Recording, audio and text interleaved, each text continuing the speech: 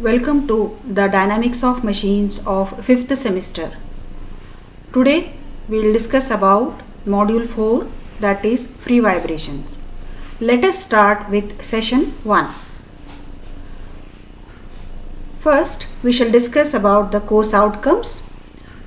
At the end of the course, the student will be able to understand the meaning of undamped free vibration and damped free vibration.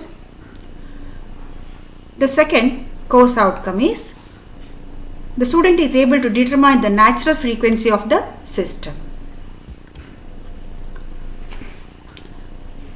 Coming to the introduction part, vibration problems occur where there are rotating or moving parts in a machinery. Apart from the machinery itself, the surrounding structure also faces the vibration hazard because of this vibrating machinery. We can find vibration problems in locomotives, diesel engines that are mounted on unsound foundations, and whirling of shafts. Vibration causes a unpleasant sound and it founds that the forces in the machine or in the equipment are unbalanced. There may be other causes of vibration also. The causes of vibration are unbalanced forces in machine, dry friction between the two mating surfaces, external excitation, earthquakes and winds. In all these cases, the vibration is produced in the equipment or on the structure, or in these cases the external excitation may produce the vibration. Example, in case of earthquakes also. These are few of the causes of vibration. Then what is meant by vibration? Vibration can be defined as any motion which repeats itself after an interval of time. Any motion which repeats itself after an interval of time is called as vibration. Some of the terminologies with respect to vibration are discussed below. They are: the first one, periodic motion. A motion which repeats itself after equal interval of time is known as periodic motion. Time period. The time taken to complete one cycle is called as time period. These two terminologies can be better explained with the help of a simple pendulum. Consider a simple pendulum or a ball tied with the string and its one end is fixed. When the ball is given certain force and removed, the ball starts oscillating. During this process, the motion will be repeating after equal interval of time, which can be called as periodic motion. And once the motion, to and fro motion of the ball starts, it will complete one cycle. From initial position, it goes back to the initial position again. That can be taken as one cycle. So the time taken to complete such one cycle is called as time period. The third definition is cycle. Cycle is nothing but the motion completed during one time period. The motion completed during one time period is called as cycle. Similarly, frequency, the number of cycles per unit time. How many cycles the simple pendulum does for a unit time is called as frequency. Next, amplitude. The maximum displacement of a vibrating body from the mean position is called as amplitude. The maximum displacement of a vibrating body from the mean position. If we consider that the ball is under rest before giving certain force, that is taken as the mean position. And once the force is applied, the ball swings to a maximum distance. That is taken as maximum displacement. So this displacement, maximum displacement of a vibrating body from the mean position is called as amplitude. Natural frequency. When no external force acts on the system, after giving it an initial displacement, the body will be vibrating. The vibrations are called as free vibrations and the frequency is called as natural frequency. So, suppose a pendulum or a ball tied to a string is given certain force, external force in the initial stage to cause it to displace or to cause the body to vibrate and then removed. The body will be vibrating on its own. Such vibrations are called as free vibrations and the frequency associated with such type of vibration is called as natural frequency. Natural frequency is expressed in terms of hertz. Next, degrees of freedom. The number of independent coordinates required to describe the motion of a system is called degrees of freedom. The number of independent coordinates. So, how many coordinates are there to describe the motion of that system is called as degrees of freedom. Suppose if we consider a single spring mass system and if the mass is displaced from the mean position when a displacement x is caused, then the number of ordinates that describe the motion of the system is 1, hence it is called as an example of single degree of freedom. Damping. So damping can be defined as it is the resistance of a motion of a vibrating body. Suppose a body is vibrating and if a damping or a damper is introduced to it, it will oppose the motion of the vibrating body. So the vibrations associated with this type are known as damped vibrations. Next term, resonance. When the frequency of external excitation is equal to the natural frequency of a body, the amplitude of vibrations become excessively large. This concept is known as resonance. That is, the frequency of external excitation will be equal to natural frequency of the vibrating body. During such case, the amplitude of vibration will be large and it is known as resonance. Next term, mechanical system. In case of vibration, a mechanical system is one which consists of mass, stiffness and damping. These three elements together are called as mechanical system.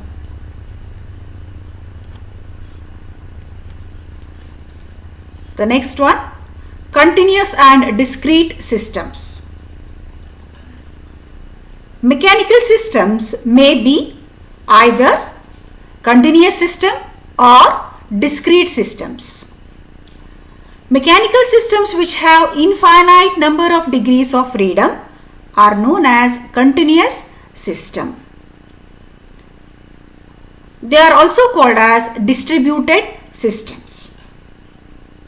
Examples of such are cantilever beam, simply supported beam, etc. Here, the number of degrees of freedom are infinite. Such systems are examples of mechanical systems, that too continuous systems. Systems which have infinite number of degrees of freedom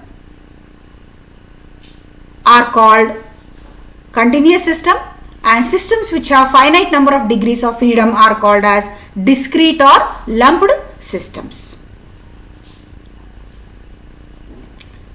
Next, simple harmonic motion. The motion of a body to and fro about a fixed point is called simple harmonic motion. Again, we consider the same example of a simple pendulum wherein the pendulum will try to oscillate to and fro about a fixed point, and it is the best example of simple harmonic motions. Here the motion is periodic, that means it repeats after every equal interval of time. The motion is periodic and also it is reciprocatory in motion. Apart from this, its acceleration is always directed towards the mean and is proportional to its distance from the mean position. Example of simple harmonic motion is a simple pendulum as shown in figure below. The simple harmonic motion is represented by an equation. The equation is x equals to a sin omega t. This equation, when differentiated with respect to t, is written as x dot. Here, when you differentiate equation, it is equal to a omega cos omega t. The differentiation, that is x dot, is called as velocity, and when this velocity equation is again differentiated with respect to time t, it is equal to minus a omega square sin omega t. Here x double dot represents acceleration. Now, since we know that x equals to a sin omega t, so therefore if a sin omega t is replaced by x, then we have x double dot is equal to minus omega square x. X double dot is equal to minus omega square x. So this is the equation of displacement, velocity and acceleration, where x represents the displacement, x dot represents velocity, x double dot represents acceleration. Now coming to the next topic, that is types of vibration.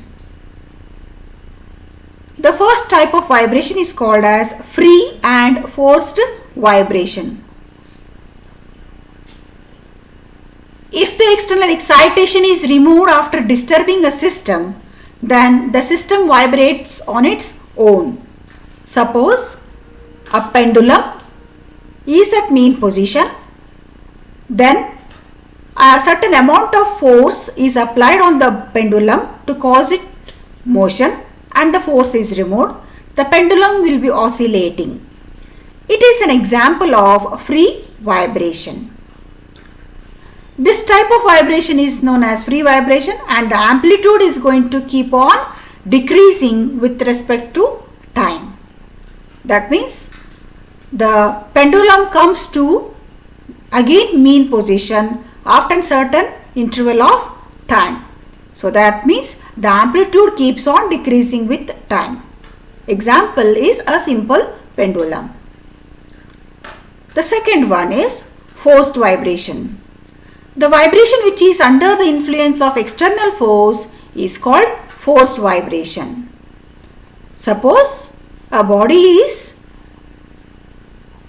displaced by a continuous force or external force which is acting on it every time, that becomes an example of forced vibration. Here the amplitude remains constant with time. For example, machine tools. Any machine tools wherein the machine tools are subjected to working condition, in such case the external force is constantly acting, and that is an example of forced vibration. Second, damped and undamped vibration. If the vibratory system has a damper, then the vibration is called damped vibration. Here the function of the damper is to oppose the motion. So the amplitude will reduce abruptly with time. If the vibratory system has no damper, then the vibration is called undamped vibration. The third type of vibration is called as deterministic and random vibration. If the magnitude of external force acting on the body is known, then the vibration is called as deterministic vibration. That is, in case of deterministic vibration, what is the magnitude of the external force applied on the body to cause the body to motion, it will be known. That it is called as deterministic vibration. If the magnitude of vibration of the, in case of random vibration, if it is not known, then it is called as a random vibration. So in random vibration, the magnitude of external excitation force or motion acting on the body is unknown, then the vibration is called random vibration. Further, these free vibrations are classified again into three types. They are linear or longitudinal vibration, transverse vibrations, torsional vibrations. If the particles of the rod and disc move parallel to the axis of the shaft, then it is called as linear vibration. Transverse vibration, the particles of a rod and disc move approximately perpendicular to the axis of the rod.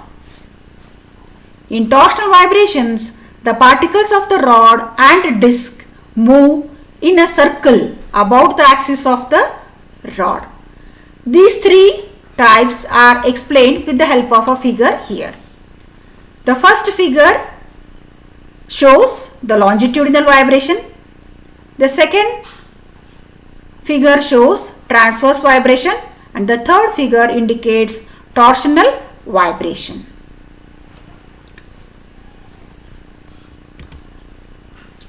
Let us discuss now few of the multiple choice questions on the topics we discussed. The first multiple choice question is: longitudinal vibrations are said to occur when the particles of a body moves perpendicular to its axis, parallel to its axis, in a circle about its axis, none of the mentioned. Just now we discussed that longitudinal vibrations are those in which the particles of the body will be moving parallel to its axis. So the right answer is option B. What are deterministic vibrations? As we discussed, deterministic vibrations are those in which the external excitation acting on the body are known. So therefore, the options that are given below are vibrations caused due to known exciting force, vibrations caused due to unknown exciting force, vibrations which are aperiodic in nature, none of the above. And the right option is answer A, that is vibrations caused due to known exciting force. The third one, when a body is subjected to transverse vibrations, the stress induced in a body will be.